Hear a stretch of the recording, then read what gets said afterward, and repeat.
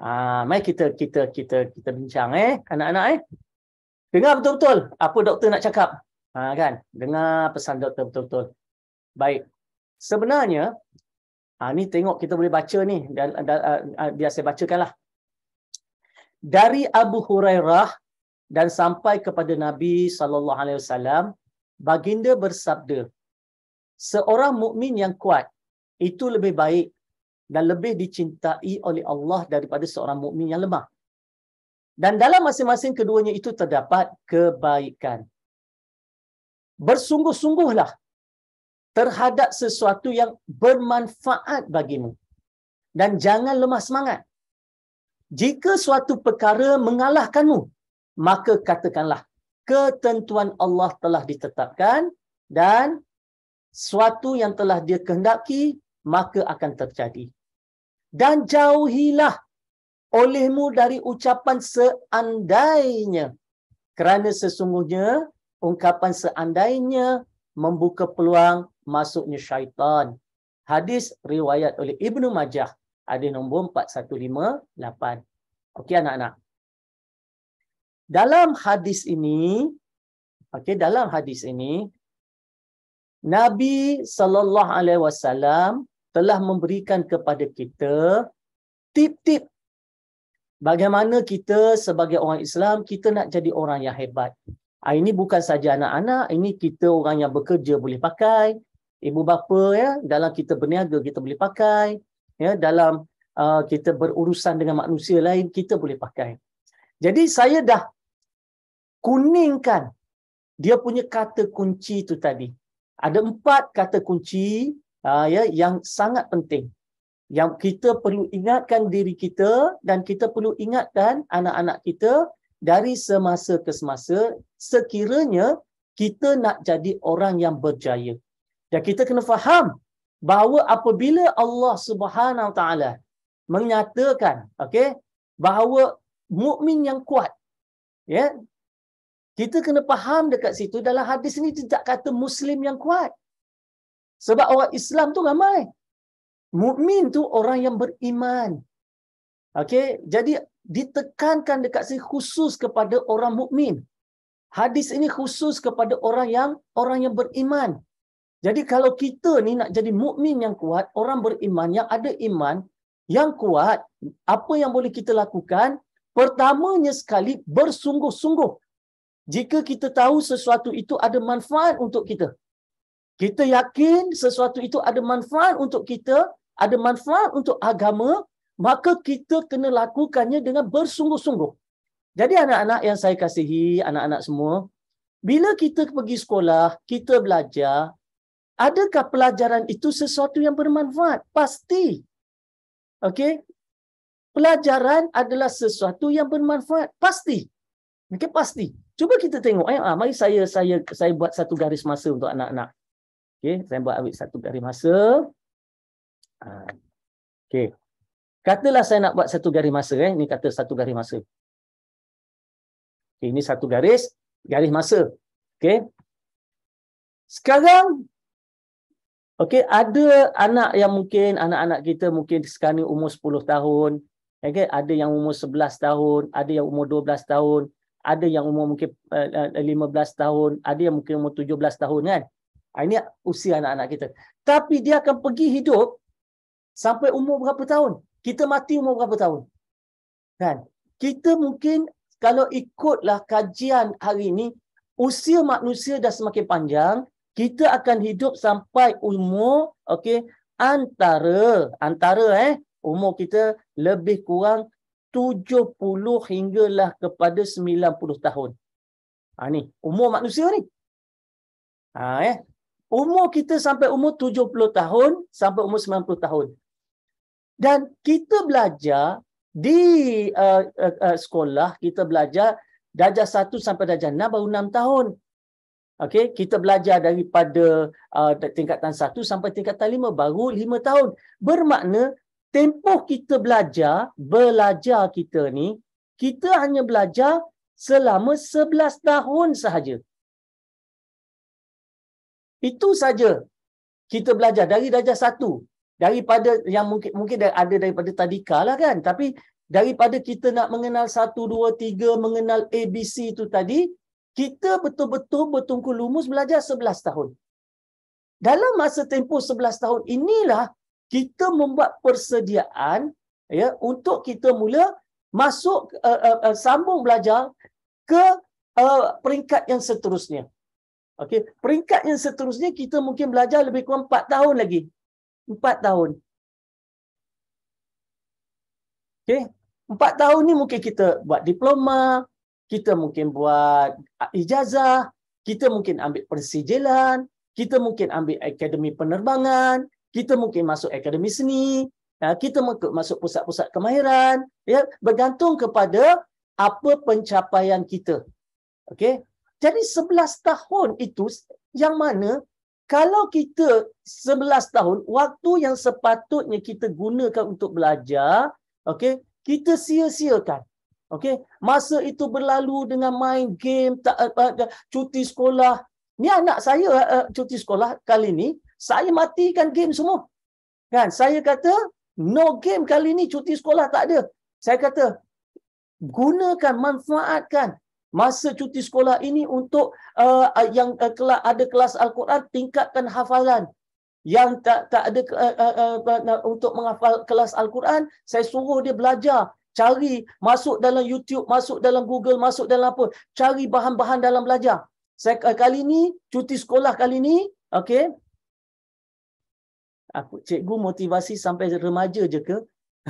Motivasi ni sampai tua. Tak semestinya remaja sahaja. Kan? Orang masuk alam universiti dia ada motivasi dia. Orang masuk alam pekerjaan ada motivasi dia. Masuk alam keibubapaan ada motivasi dia. Kan? Masuk alam persaraan ada motivasi dia. Kan? Dan cikgu buat motivasi kepada semua peringkat usia tu tadi. Ya, insya-Allah. Baik, jadi kita dalam masa kita belajar tu tadi, apa yang kita nak belajar? Kita kena pastikan kita ada pertamanya sekali lengkap dengan ilmu-ilmu agama. Itu yang pertama. Yang kedua kena lengkap dengan ilmu-ilmu akademik supaya kita ni jadi mukmin yang kuat. Maknanya mungkin kita tengok penting ke matematik, penting ke fizik, penting ke sains, penting ke biologi, penting ke kimia, chemistry, penting. Kan? Kenapa semua subjek tu penting untuk asas kita? Sebab kalau tanpa mereka semua tu, kita tak mungkin, manusia tak mungkin tahu tentang matematik, pelbagai algoritma yang dicipta untuk adanya komputer, untuk adanya internet, untuk adanya kapal angkasa, untuk cipta jambatan, untuk cipta kereta. Kan? Jadi setiap bidang tu dia ada apa ni kepakaran masing-masing, bidang masing-masing. Bidang automotif, bidang penerbangan, bidang geofizik, ya, bidang perlombongan, bidang pertanian, kan? Semua bidang yang kita nak masuk dalam kehidupannya bermula daripada mana? Asasnya bermula dalam 11 tahun kita ini. Bila kita pergi yang 4 tahun ni dah mula sedikit masuk pengkhususan. Tapi 11 tahun kita itu asas dia. Dalam bidang perniagaan, nak berjaya dalam perniagaan, itu yang 11 tahun. Kan? Mungkin kita kata, oh dulu betul lah. Kan? Orang dulu tak pandai membaca boleh jadi businessman berjaya. Kan? Kita cerita tentang siapa dulu-dulu.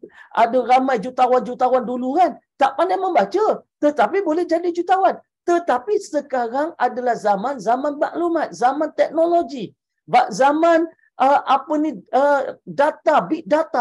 big data ni maknanya tadi yang mana kita perlu ada maklumat, ilmu, ada kemahiran, ya, yang mana semua ni penting. Jadi asasnya di mana? Asasnya 11 tahun dekat masa kita di alam persekolahan. Jadi kalau kita main-main di alam persekolahan, maka kita akan sukar untuk memilih pengkhususan kita bila kita dah habis sekolah nanti. Lepas SPM, kalau SPM tak bagus, maka kita telah menghadkan okey, pilihan-pilihan kita untuk masuk pengkhususan tertentu, bidang-bidang tertentu, universiti-universiti tertentu. Sebab ke SPM kita tak bagus. Jadi kita telah menghadkan keperluan kita untuk pergi pilih. Bila keputusan sains tak bagus, keputusan biologi tak bagus, dah tak boleh nak minta jadi doktor. Fizik tak bagus, matematik tak bagus, dah susah nak jadi jurutera. Kan? Kalau kita tengok misalnya prinsip account tak bagus, dah tak boleh nak jadi accountant. Bidang ekonomi tak bagus, dah susah nak jadi pakar ekonomi. Jadi oleh sebab itu, ya, 11 tahun waktu kita sekolah, kita manfaatkan sepenuhnya untuk kita jadi mukmin yang kuat. Dan sepanjang kita belajar 11 tahun juga, kita perlu tingkatkan pelbagai skill-skill dan kemahiran.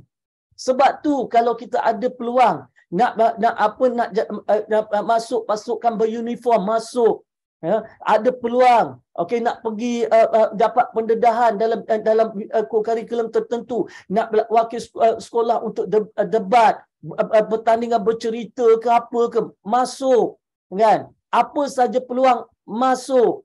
Kan, saya teringat anak saya yang tingkatan 3, sedikit dah kan perkongsian dengan ibu bapa kan. Saya teringat anak saya tingkatan 3 nama Tengku Sarah Aisyah ketika dia sekolah rendah dahulu. Waktu dia sekolah rendah daripada darjah 2, ni sedikit perkongsian Waktu dia darjah 2, saya ni teringin sangat untuk ada anak yang boleh masuk Kolej Tengku Kursiah. Jadi kakak dia tak dapat peluang sebab kakak dia kurang dari segi skill ataupun co-curriculum. Jadi oleh sebab itu dari darjah 2 saya dah rancang dia. Ya kan, masa dia darjah 2 sekolah rendah saya dah rancang dia. Saya beritahu cikgu.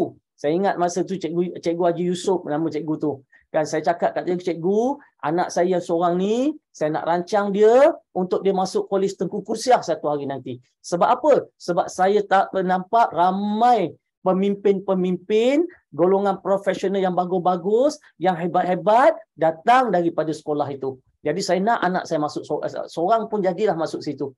Maka saya mula tengok apa keperluan. Saya tengok bukan sekadar kena cemerlang dalam pelajaran, tetapi dalam masa yang sama kena cemerlang dalam keterlibatan dia dalam bidang kepimpinan, dalam bidang sukan, dalam bidang mewakili sekolah dan sebagainya. Dan bayangkan daripada darjah 2 sampai ke darjah 6, dia kumpul ada lebih daripada 80 sijil penglibatan dia dalam pelbagai aktiviti sekolah, sijil menang aktiviti dan sebagainya. Dia kira-kira lebih 80 keping. Dan alhamdulillah, bila kita fokus juga kepada akademik, dia dapat akademik yang bagus, dia jadi ketua murid, dia jadi wakil sekolah untuk debat, menang debat untuk tunas seperti di peringkat kebangsaan dan sebagainya. Maka akhirnya dia dapat masuk ke Kolej Tengku Kursiah. Jadi apa yang saya nak pesan kepada anak-anak, terutama kepada ibu bapa, apabila kita lihat anak-anak kita ada potensi. Kan saya awal-awal tadi kan, bila kita lihat anak-anak kita ada potensi, maka kita dari awal kita kena rancang untuk dia. Kita kena rancang untuk dia. Supaya kita tahu bahawa apa saja yang dia lakukan akan boleh diambil kira ketika dia minta untuk masuk ke mana-mana. Kan? Mungkin ada anak sekolah menengah nak rancang masuk sekolah yang bagus, nak masuk kolej universiti yang bagus, rancang daripada sekarang. Okey, rancang daripada sekarang. Dan insya-Allah bila kita rancang, maka insya-Allah kita akan dapat peluang untuk mencipta kejayaan tu tadi. Jadi anak-anak, kita tengok 11 tahun ni yang kita berikan masa untuk belajar ni tadi, untuk bekalan hidup kita sampai kita usia 70 tahun sampai 90 tahun. Kalau kita mati umur 70 tahun, okey, bayangkan yang kita belajar 11 tahun itu bekalan untuk 50 tahun yang akan datang. Nampak tak? Penting tak sekolah? Penting. Okey, jadi oleh sebab itu ya, belajar sungguh-sungguh. Kenapa belajar sungguh-sungguh? Sebab kita nak jadi mukmin yang kuat. Mukmin yang menguasai pelajaran, kan? Jadi kita kena pasang niat. Kita kena pasang niat. Sebab memang dalam hadis Nabi mengatakan innama a'malu bin niat. Setiap amalan mulanya dengan niat. Jadi bila kita pasang niat tu nanti akan memperkasakan kita. Kan? Nak turun pagi-pagi pasang niat. Bangun nak tidur bila nak tidur malam pasang niat. Pasang niat, ya Allah ya Tuhanku, Aku tidur malam ini, ya Allah, berikanlah aku kesihatan, ya Allah, sebab esok aku bangun aku esok, ya Allah, aku nak beribadah pada Engkau, ya Allah, dan aku nak bangun lebih awal, ya Allah, untuk aku bertahajud, ya Allah, untuk aku berqiyamul lail sedikit, ya Allah, aku bangun awal, ya Allah, untuk kesihatan tubuh badan aku, ya Allah, untuk aku solat subuh, ya Allah, kan? Jadi oleh sebab itu, ya Allah, berikanlah aku kekuatan, kesihatan, ya Allah, untuk aku menjadi mukmin yang kuat, untuk belajar, ya Allah, supaya aku belajar mudah faham, ya Allah, kan? Nak tidur ni, kita dah pasang niat, esok aku akan jadi mukmin yang kuat. Nampak tak? Nak tidur dah pasang niat, bangun pagi pasang niat. Pertamanya sekali kita syukur, ya, kita alhamdulillah, kita syukur sebab kita masih lagi diberikan usia yang panjang. Okey, tengok baru-baru ni kan berlaku tanah runtuh di Batang Kali, ramai yang meninggal dunia usia anak-anak. Jadi kita jangan ingat, oh aku akan hidup sampai 70-80 tahun. Belum tentu. Pergi kemah seronok-seronok, kan? Datang Allah turunkan bala, Allah turunkan musibah, kan? Akhirnya tanah runtuh, tenggelam terus. Kan? Kita tak tahu kita satu hari nanti ada yang mati pergi seronok-seronok pergi mandi sungai, mandi air terjun, datang kepala air, musim-musim hujan datang kepala air, hanyut habis berapa keluarga. Jadi kita jangan ingat bahawa kita ni esok masih hidup lagi. Jadi oleh sebab itu bila kita bangun pagi, bersyukurlah kerana kita masih ada peluang untuk menikmati kehidupan ini, untuk menjadi mukmin yang kuat itu tadi. Okey, bersyukur, kan? Dan jangan lupa, okey, minta maaf dengan mak ayah tiap-tiap malam sebelum tidur. Ini sebelum tidur ni minta maaf. Kan?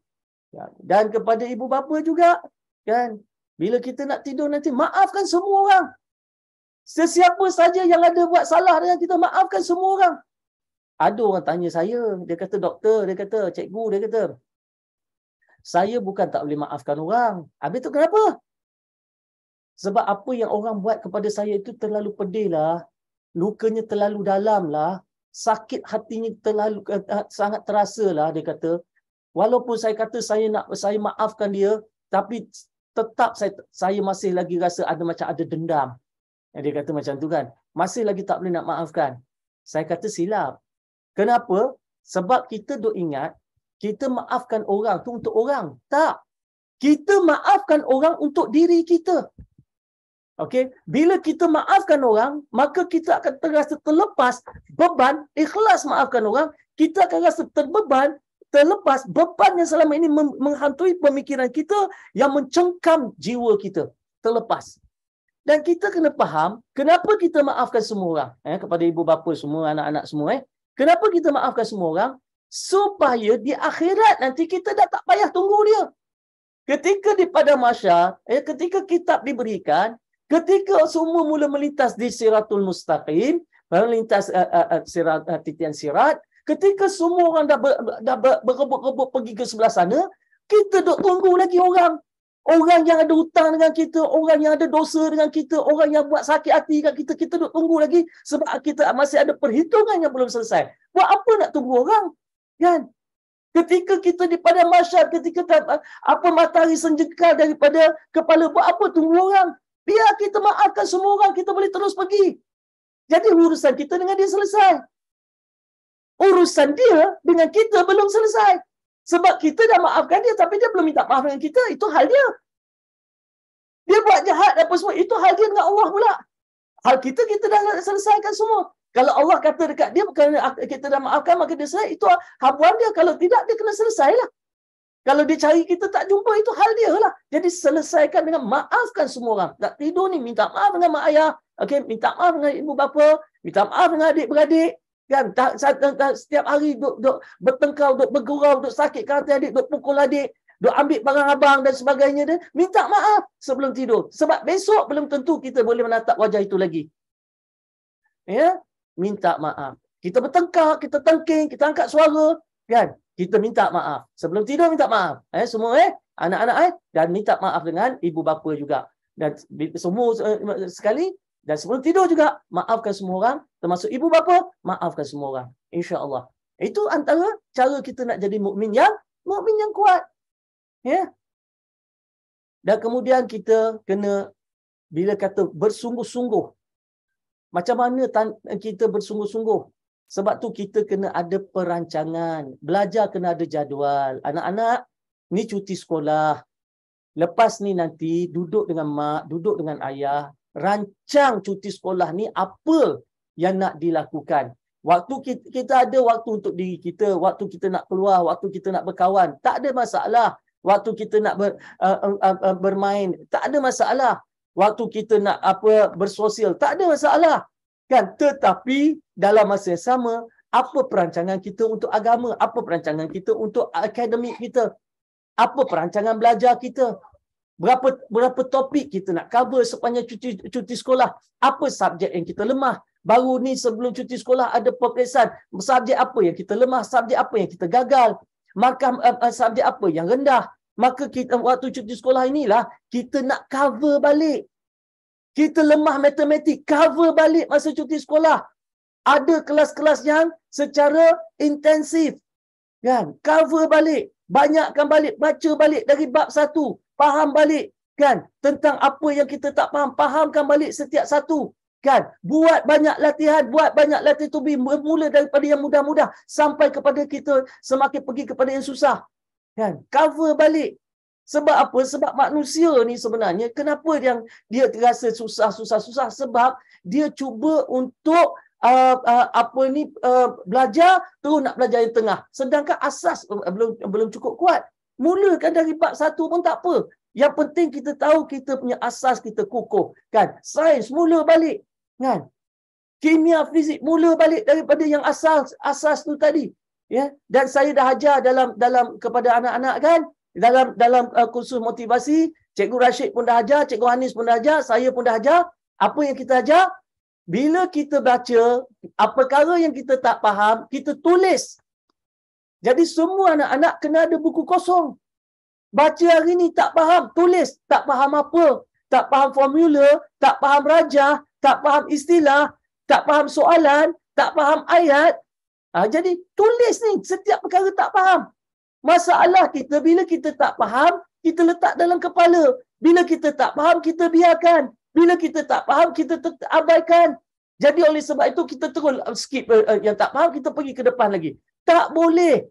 Bila kita belajar, setiap perkara yang tak faham, tolong ada buku kosong. Ibu bapa tolong pastikan anak-anak ada satu buku kosong untuk dia senaraikan setiap perkara yang dia tak faham bila dia belajar. Ini asas dalam kursus MAP. Dalam kursus MAP, saya ajar anak-anak, ini adalah asas kepada strategi belajar. Benda tak faham, suruh dia tulis benda yang tak faham. Saya dah cerita pada anak-anak tentang ada pelajar saya, dulunya pelajar saya, okey, yang belajar dan akhirnya dapat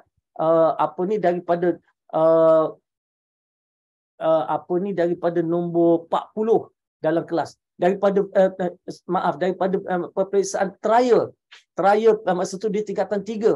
Dia dapat B, C, D, science fail, matematik fail. Masa dia duduk dalam motivasi bersama saya tinggal 42 hari nak peperiksaan sebenar. Kan bayangkan 42 hari result dia apa? B, C, D. Science fail, matematik fail. 42 hari je tinggal. Tingkatan 3. Masuk motivasi.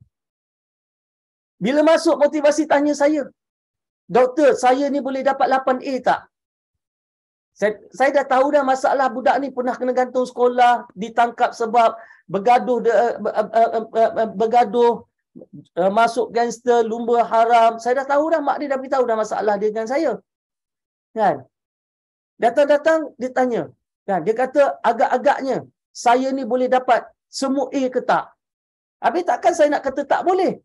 Maka saya kata, "Kamu nak ke tak nak?" "Nak," dia kata. "Betul kamu nak?" "Nak. Kalau nak, tolong buat apa yang saya suruh ni." Tahu tuan-tuan dan puan-puan apa saya suruh budak-budak ni buat? Saya suruh dia belajar, kemudian saya kata apa? Ambil buku kosong satu, tulis setiap perkara yang kamu tak faham. Dia tulis. Dia belajar 4 ke 5 jam pada malam pertama dia balik motivasi. Dia kata saya dah tulis ada dekat 5-60 perkara yang saya tak faham. Saya kata bagus, selesaikan. Tanya cikgu, selesaikan. Tanya kawan, selesaikan. Tanya guru tuition, selesaikan. Begitulah dia buat tiap-tiap malam. Kan? Sampai sebulan dia buat untuk semua subjek. Dia kata, doktor, dia kata selepas habis sebulan, buku kosong saya nak tulis benda tak faham, makin kosong, makin tak banyak. Saya kata bagus, maknanya kamu dah menguasai pelajaran, kamu dah tahu banyak perkara, kamu dah pandai banyak perkara. Dia tuan-tuan dan puan-puan tahu, 42 hari dia belajar, dia boleh dapat 8A. Terkejut satu sekolah. Kan? Sebab apa? Sebab dia kelas hujung. Yang biasa dapat straight A, kelas nombor 1, kelas nombor 2, dia kelas hujung. Tapi dia boleh dapat. Tapi dia pun memang budak asalnya, budak ada akal lah. Sebab masa UPSR dulu dia dapat 2A 3B.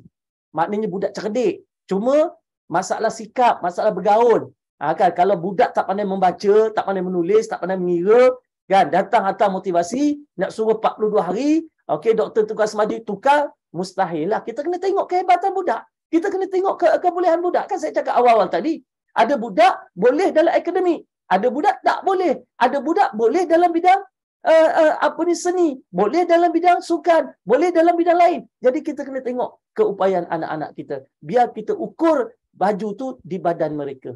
Okey? Jadi bila bersungguh-sungguh, anak-anak, insya-Allah tak ada perkara yang kita tak boleh selesaikan, ya. Okey. Dan jangan lemah semangat. Allah pesan ni, Nabi pesan ni, jangan lemah semangat. Sebab apa? Bila kita nak buat perubahan, kita balik motivasi baru ni, kita pergi semangat. Seminggu semangat. Cerita dekat orang. Cerita dekat kawan-kawan. Aku nak belajar kali ni. Aku nak dapat nombor yang bagus-bagus. Aku nak masuk universiti. Aku nak berubah apa semua. Kawan kita berkata, muka kau aku tak kenal. Kita berkawan dari darjah sekolah rendah lagi. Kau ni hangat-hangat tai ayam aja. Semangat sekejap je. Aku boleh kerat jari. 2 minggu lepas tu kau balik asal balik. Tengok perangai kawan. Kan? Disindir kita. Lepas tu, macam mana dengan kita? Lemah semangat. Kena sindir dek kawan, kan? Terus lemah semangat. Balik semula. Tak boleh. Ini ni, Nabi dah pesan, jangan lemah semangat. Kalau ada perkara yang mengalahkanmu, dia kata, kalau ada perkara yang mengalah, kita kata, ketentuan Allah telah ditetapkan. Kan? Kalau Allah nak kata jadi, kun fayakun. Kalau Allah kata, aku boleh cemerlang. Aku berusaha. Itu Allah berikan kita otak, Allah berikan kita tangan, Allah berikan kita mata, Allah berikan kita telinga, Allah berikan kita kaki, Allah berikan kita kalbu. Untuk apa? Kerana Allah nak kita gerakkan semua tubuh badan kita berusaha. Itu hak kita. Dan hak Allah menentukannya. Setelah kita berusaha, soal dapat tak dapat itu soal yang kedua. Soal berjaya tak berjaya itu tak penting. Yang penting kita dah berusaha. Kita dah buat yang terbaik. Ini belajar pun tidak, sekolah dah cuti sekolah dah dekat seminggu, apa kita buat? Apa usaha kita? Kan? Jadi lepas ni insya-Allah, ya. Dekat sekolah orang sikit-sikit ejek muka saya. Kan saya dah ajar. Cikgu Rashid pun dah ajar. Bila orang ejek kita, kita kata apa? So what? Kan? Kita tahu kita buat benda yang betul. So what? Orang nak kata, muka kau ni jangan haraplah boleh berjaya. So what? Muka kau ni jangan haraplah boleh dapat nombor yang bagus-bagus. So what? Hak aku berusaha. Aku akan buat sedaya upaya aku. Kan? Kita berusaha betul-betul. Sebab aku nak jadi mukmin yang kuat. Itu janji Allah. Buat. Okey? InsyaAllah. Dia akan membentuk watak, membentuk karakter.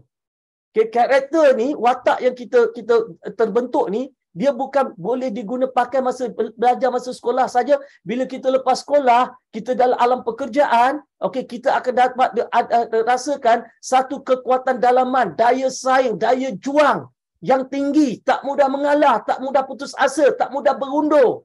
Okey, tak mudah. Ini ciri-ciri orang yang akhirnya berjaya dalam hidupnya. Okey, kalau dia buat bisnes dia berjaya. Okey, kalau dia bekerja, dia akan naik satu demi satu, naik anak tangga, ya, sampai menjadi orang yang hebat. Okey, dan dipesan jangan berkalau. Okey, maksudnya tadi kita usah kesali apa yang telah kita perolehi. Contoh misalnya, kita tak dapat markah yang bagus, kita pun kata, kalaulah aku lebih rajin sikit, tak perlu berkalau. Sebab kalau itu kita membuka pintu syaitan. Okey? Maka sebab itulah Nabi larang kita berkalau-kalau. Kalau ni adalah cakap-cakap orang gagal. Okey, kita tak perlu berkalau lagi. Kita dah buat yang terbaik. Allah apa yang Allah bagi, kita redha, kita terima, kita syukur, kita move on. Okey, kita teruskan pergerakan kita insya-Allah. Ya? Ingat benda tu. Baik.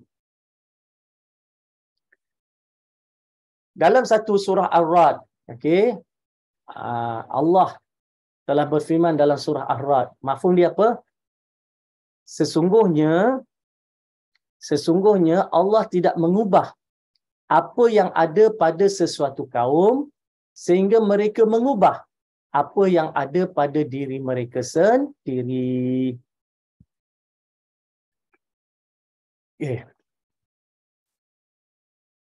Ayat ini ada dua perkara yang penting. Perkara pertama yang penting, bahawa Allah beri kepada kita, okey, Allah beri kepada kita pilihan. Kan? Allah beri pada kita pilihan bahawa Allah akan ubah. Allah tak ubah sesuatu kaum sehingga mereka mengubah apa yang diri kita diri sendiri. Maknanya kalau kita ubah diri kita, Allah akan ubah nasib kita.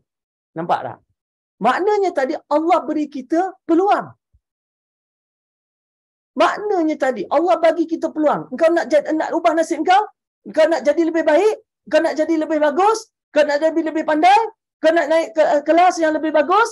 Kau nak masuk sekolah yang bagus? Kau nak masuk universiti?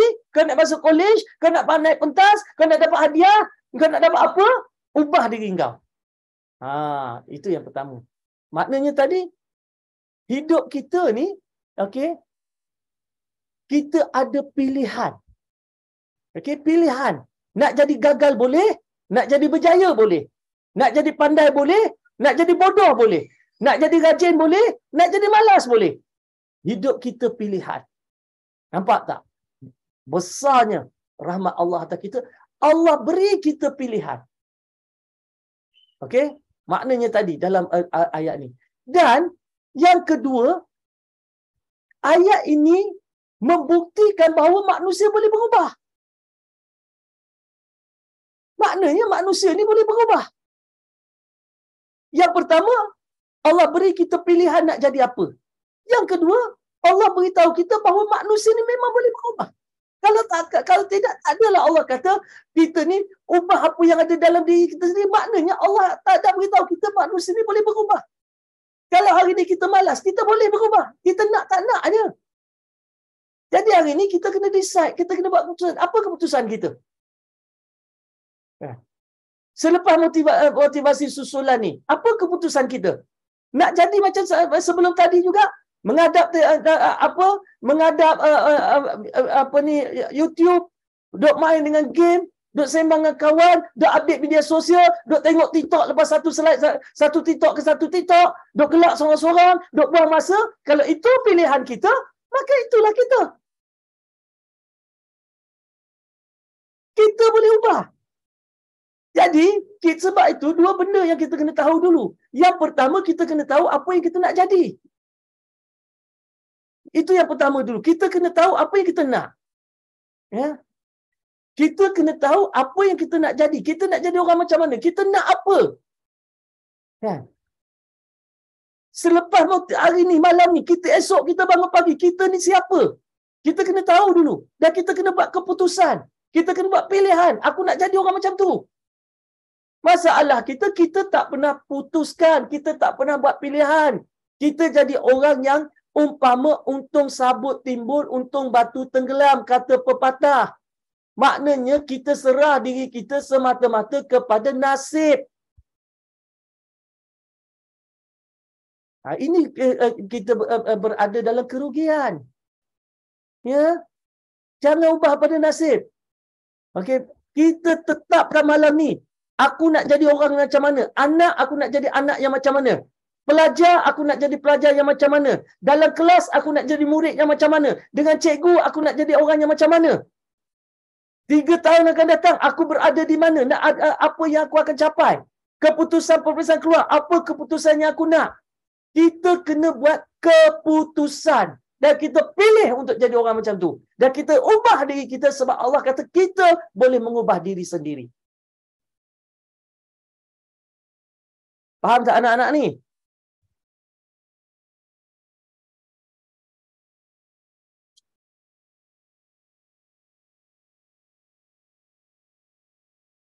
Faham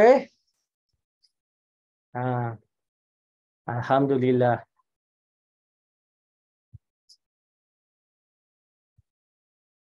Sebab ni motivasi, ni bukan teknik belajar. Okey.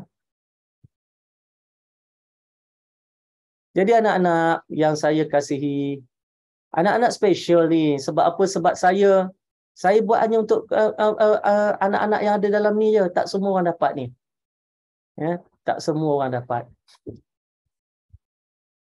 Jadi langkah kita pada anak-anak semua, cuba kita buat satu keputusan, kan? Kita buat satu keputusan.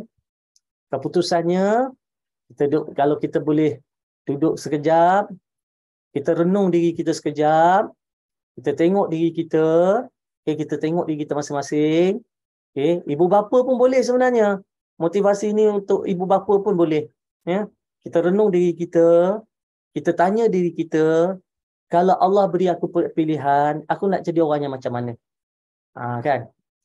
Tanya diri kita, kalau Allah berikan aku pilihan, aku nak jadi orang yang macam mana? Saya ulang lagi sekali. Tanya diri kita, tanya hati kita, tanya qalbu kita. Okey, tanya betul-betul, ikhlas bertanya. Okey? Ni kita pause. Okey, pause sekejap.